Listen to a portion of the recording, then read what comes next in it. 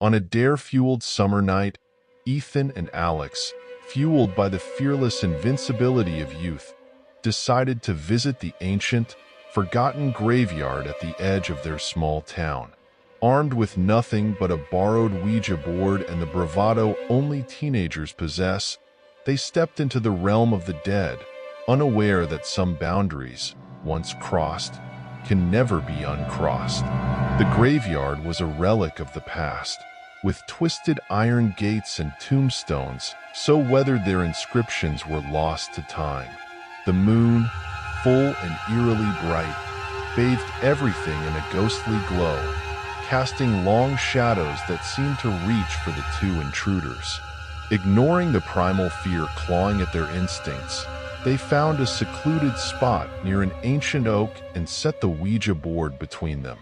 With a mixture of skepticism and excitement, they called upon any spirit willing to communicate. The air grew colder, an unnatural chill that raised the hairs on their arms.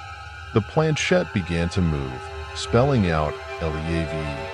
Thinking it was a joke, they laughed it off, but the laughter died in their throats when a foul wind whipped through the graveyard, extinguishing their lantern and plunging them into darkness. Panicked, they packed up the board and raced for the safety of their car, feeling an oppressive presence at their heels. The short journey felt agonizingly long, as if the graveyard itself was stretching, distorting. When they finally burst through the gates and into the car, the sense of dread did not subside. It grew, as if something had followed them from the graveyard.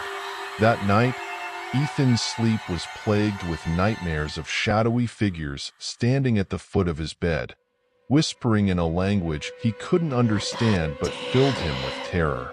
Alex called early in the morning, his voice trembling, reporting the sound of footsteps in his house when everyone was asleep.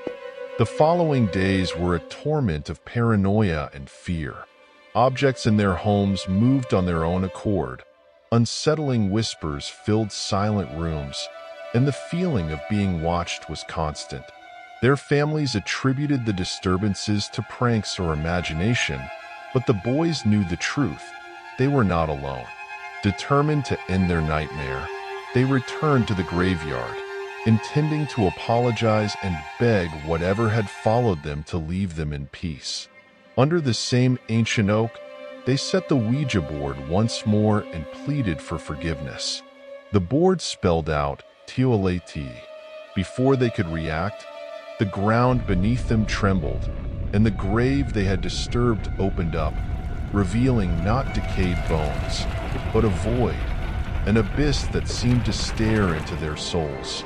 From this abyss, a countless number of ethereal hands reached out, grasping, pulling at their essence.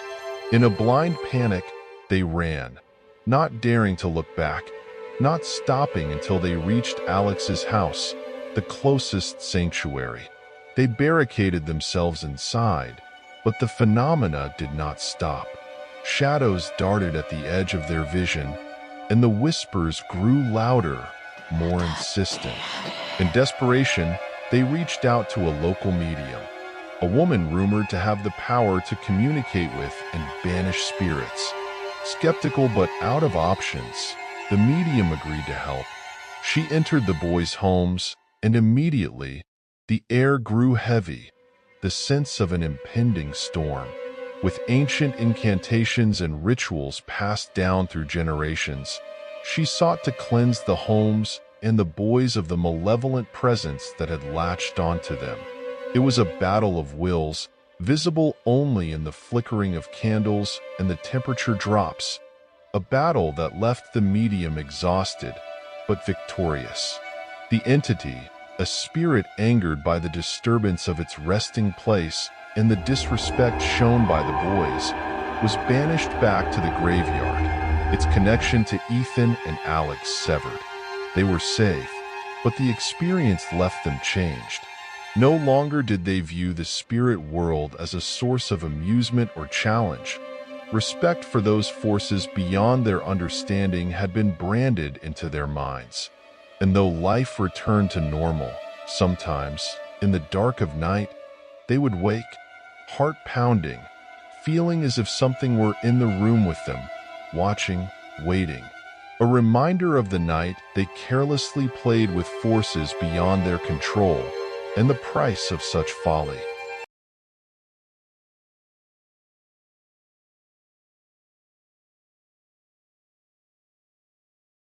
In the quaint, sleepy town of Adams, Tennessee, nestled among the undulating hills and veiled beneath the ancient whispers of folklore, lies the Bell Witch Cave, a place shrouded in mystery and cloaked in the chilling embrace of centuries-old legends. It was to this very cave that Nathan and Eliza, a couple drawn by tales of the supernatural and the thrill of the unknown, ventured on a damp autumn afternoon.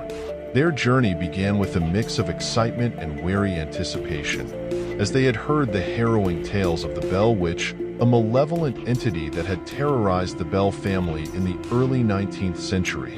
They were adventurers at heart, skeptics who sought to see beyond the veil of myth.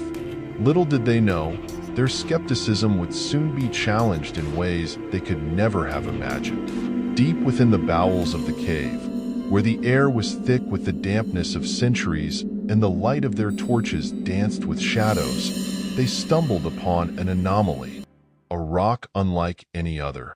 It was obsidian black, yet when caught in the beam of their lights, seemed to flicker with an otherworldly glow, captivating and sinister all at once. Compelled by an inexplicable force, they took the rock, thinking it a mere souvenir.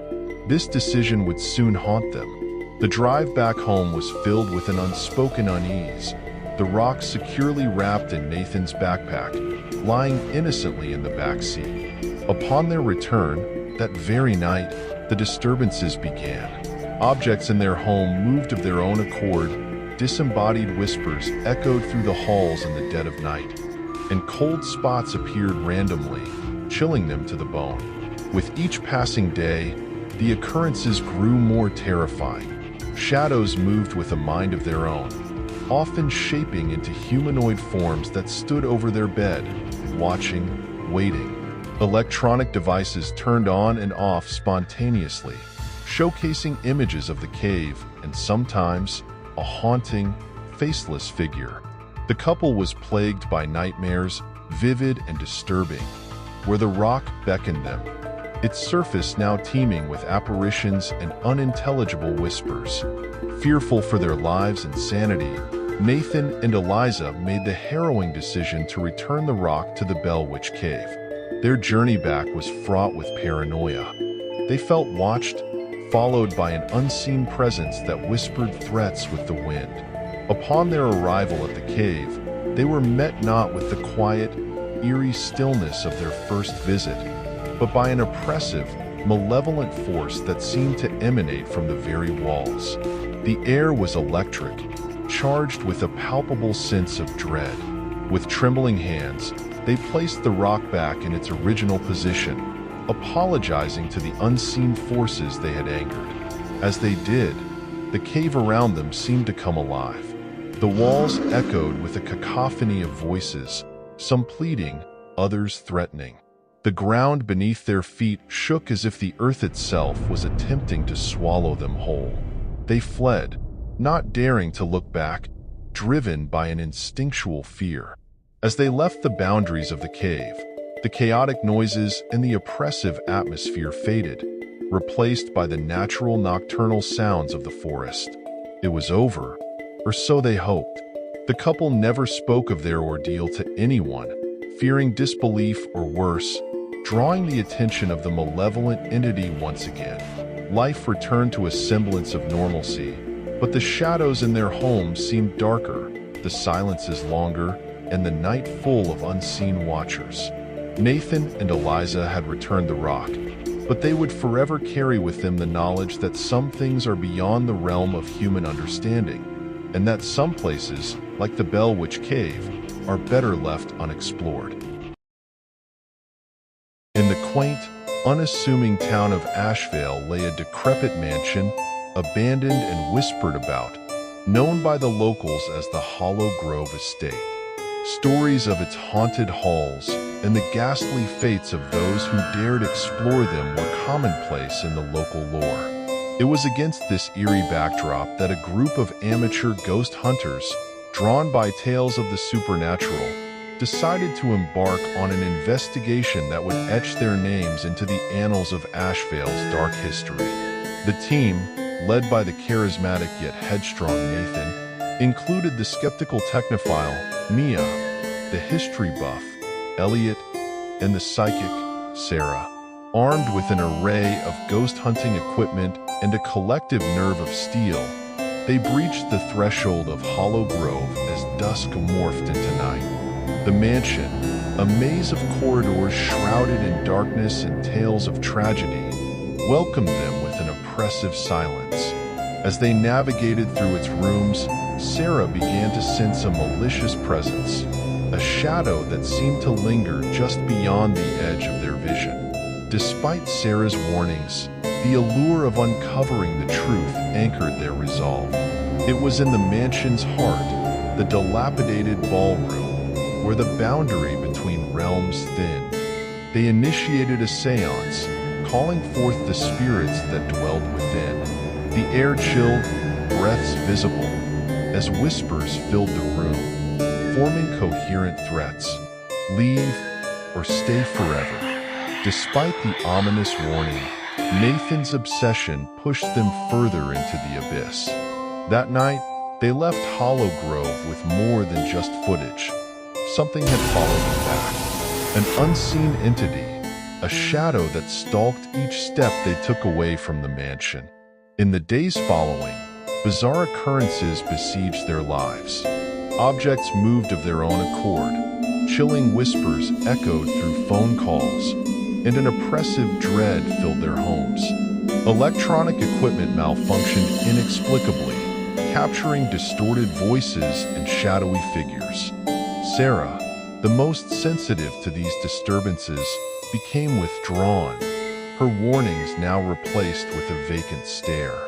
It escalated one stormy night when Elliot vanished. His last message, a frenzied voicemail filled with static and a barely discernible plea for help, left no clues but a background that sounded eerily like the whispers from Hollow Grove's ballroom. Search efforts led nowhere, the police baffled and skeptical of the ghost hunter's story.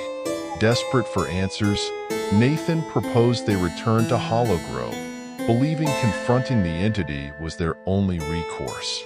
Reluctantly, Mia and a nearly catatonic Sarah agreed, each driven by a mixture of guilt, fear, and the hope of finding Elliot. The mansion, under the cloak of thunder, seemed alive, its shadows more menacing.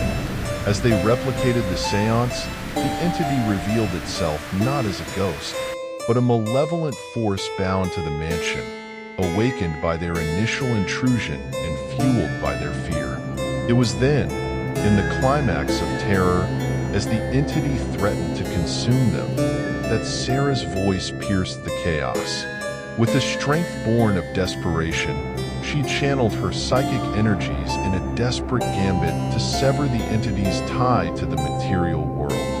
The struggle was titanic, visible and invisible forces clashing in a tempest of psychic and supernatural power. As dawn broke, the shadow dissipated, leaving the mansion and the ghost hunters forever changed. They found no sign of Elliot, his fate a haunting mystery intertwined with the lore of Hollow Grove. They left the mansion that morning, the silence of its halls now a grave reminder of their ordeal. The ghost hunters disbanded, their lives irrevocably altered. They spoke little of what occurred, each dealing with the aftermath in isolation. Hollow Grove Estate stood silent, a sentinel to the horrors it housed, its whispers now silent, waiting for the next unwary soul to breach its solitude. But the shadow, though banished, left a mark on the world of the living. In the dark, when alone, the ghost hunters could feel it, a watchful presence, a reminder that some doors, once opened, can never be fully closed again.